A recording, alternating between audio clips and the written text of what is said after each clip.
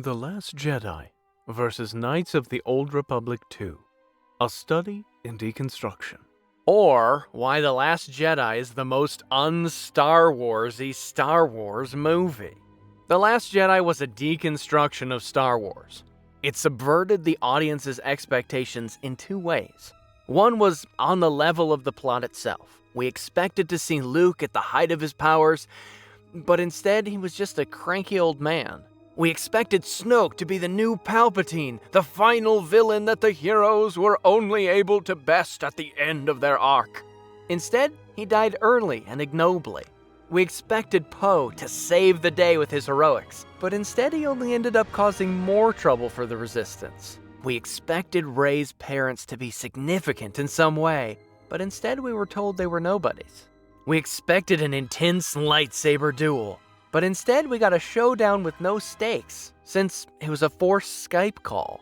The other way The Last Jedi subverted the audience's expectations was that Star Wars was traditionally about the hero's journey, the mythological struggle between good and evil, and the main character's coming of age, growing from adolescence to adulthood, struggling with the possibilities of youth, and finally accepting his fate as an adult in service of the good. But The Last Jedi peddles meaninglessness. Light and dark are constructed categories, and individual responsibility is just a bourgeois convention. Also, there's no reason to bother with personal growth. Just do whatever comes naturally, following the path of least resistance. Oh, and while you're at it, let's also burn down some symbols of the traditional order of things, since everything is futile and meaningless anyway. As we know, many fans were disappointed with The Last Jedi. This disappointment led some defenders of the movie to claim that since critics generally liked it, the fans must be opposed to ingenuity in the Star Wars universe. Or perhaps the fans are simply not smart enough to appreciate a deconstructivist take. But that's not entirely correct. Why it's not correct will become evident if we compare The Last Jedi to Knights of the Old Republic 2. Now, what does Knights of the Old Republic and The Last Jedi, one of the most adored and one of the most despised offerings in the Star Wars franchise, have in common? Both are deconstructivist takes. When I spoke of sight before, there is a similar handicap that tends to occur among those strong in the Force. They neglect their skills. Some believe they no longer need them. The greatest wielders of the Force are those that maintain some grounding to the more physical realities of the universe. Deconstruction is a philosophical theory that holds that everything that at first glance appears as a coherent whole will be found to contain inadequacies, contradictions, or unresolved tensions when examined in depth. By way of illustration, good and evil might be presented as coherent, but they are only coherent if we neglect to examine the suppositions that underpin each in turn. For example, the message of the original trilogy is that the light side of the Force and the Jedi are good, and the dark side and the Sith are evil. The Jedi Code entails asceticism and distancing oneself from one's emotions. But in The Empire Strikes Back, Luke defies the advice of Obi-Wan and Yoda and goes off to save Han and Leia because he acts on his emotions.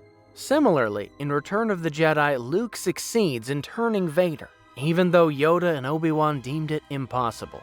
Of course, we can always speculate as to exactly why it happened, but one possible interpretation is that Vader was turned because Luke was so stubbornly clinging to the belief that there must be good in Vader. It's possible to watch Empire and Jedi through the frame that Vader was turned not because there was good in him to begin with, but because he was swayed by Luke's intense conviction that there must be. I will not turn, and you'll be forced to kill me. If that is your destiny. Suit your feelings, Father. You can't do this. I feel the conflict within you. Let go of your hate. It is too late for me, son. So, on one level, the message of Star Wars is that one should deny one's emotions and let oneself be dispassionately guided by the Force. But on another level, Luke manages to redeem his father and save the galaxy by clinging to his passions and acting on those very same emotions. This is an internal contradiction of the kind that deconstructionists love to tout. This is an example of an unresolved tension found beneath the surface of a seemingly coherent whole. I've said that both Knights of the Old Republic and The Last Jedi are deconstructivist takes. To understand how this is the case, let us first examine KOTOR2. The message of KOTOR is conveyed through the teachings of Kreia, the wise old Force user who tutors the main character. At first, she seems to conform to the standard Star Wars trope of the mentor, an Obi-Wan type character, but with the exception that she understands both the light and dark side of the Force, and the teachings connected with both Jedi and Sith. In combining these views in her character, Kreia defies the binary setup of one-sided good and evil found in most Star Wars stories.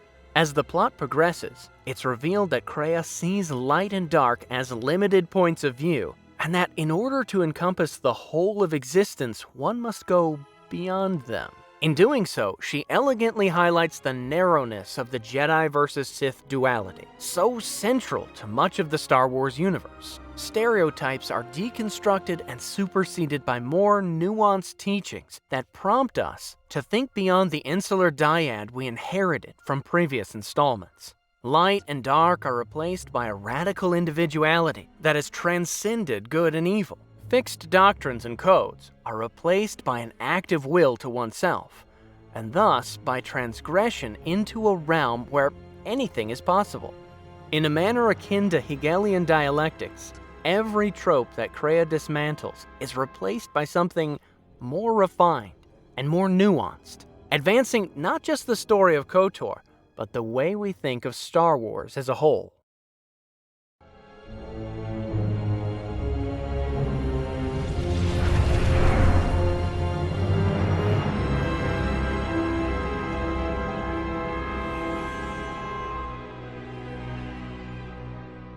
Now, let's compare this to the deconstruction that takes place in The Last Jedi.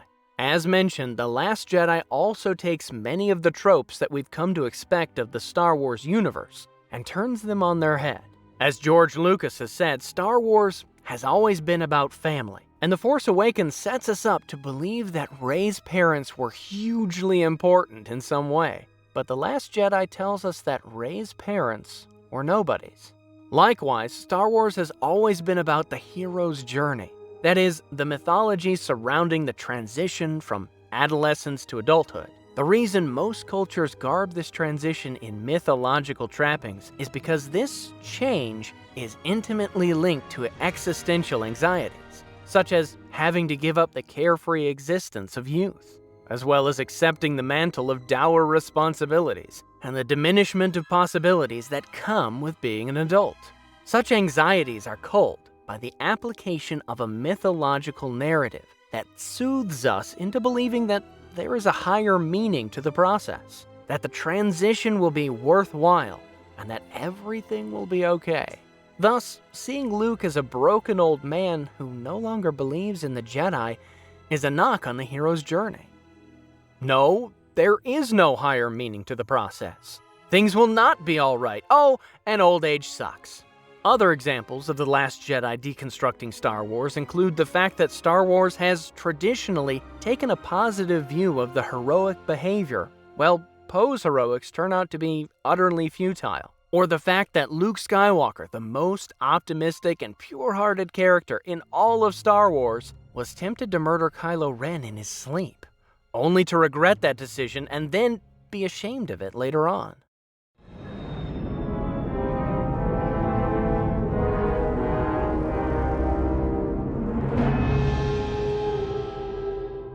So what is the difference between the deconstruction that goes on in The Last Jedi and the deconstruction that takes place in KOTOR2? If you've been paying attention, you've probably already guessed it. KOTOR2 dismantles Star Wars tropes and puts something deeper and more advanced in their place. But TLJ simply exposes Star Wars themes as falsehoods, telling the audience that they have been suckered into believing them. KOTOR advances and broadens one view of the Star Wars universe and the psychological benefits associated with the hero's journey, while TLJ just leaves the audience with nothingness in a nihilistic universe. It takes away the mythos and solace of Star Wars and leaves only apathy.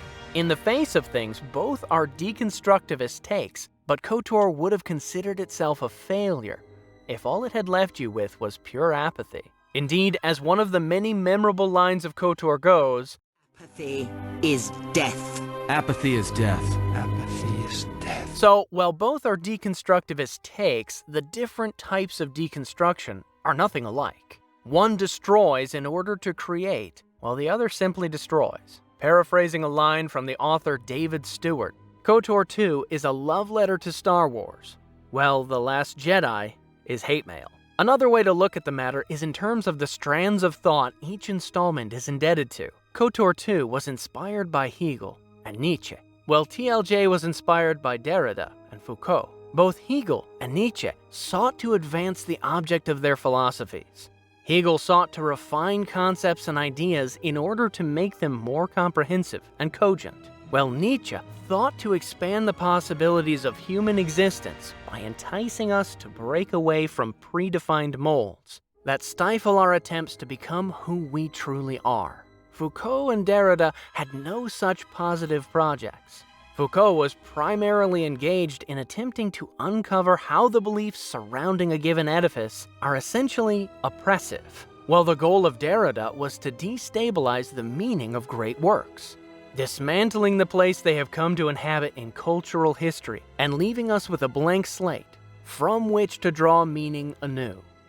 By showing Luke as a grumpy old man and Rey bulging with unexplained, unearned powers, The Last Jedi certainly succeeds in destroying the place that Star Wars had come to inhabit in Western cultural history. But even so, it's doubtful whether it succeeds as an actual deconstruction this kind.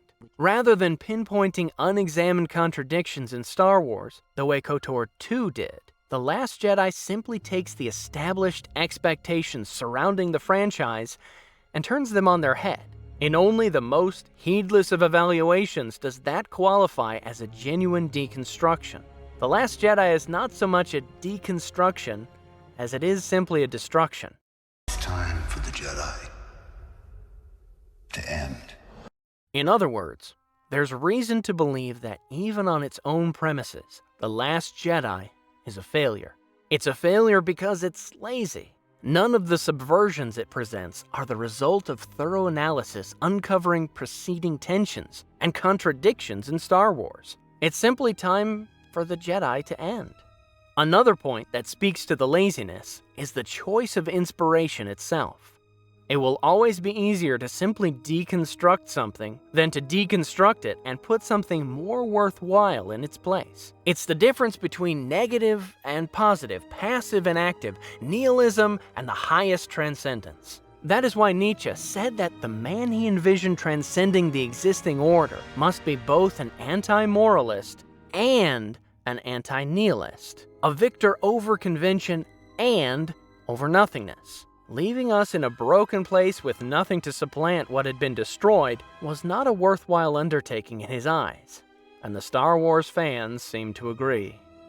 The Last Jedi destroyed traditional Star Wars, but had nothing better to put in its place. It's easy to say that the fans are not smart enough to appreciate a deconstructivist take, but hard to defend that claim once the lackluster nature of that take is accounted for. Thus, rather than cast blame on the fans for failing to appreciate a deconstructivist spin on Star Wars, the question we should ask is whether the people involved in making The Last Jedi were dedicated enough, smart enough, and in love with Star Wars enough to execute a worthwhile deconstructivist take. The fans' broad love of KOTOR, coupled with their disdain for The Last Jedi, speaks to the fact that they weren't.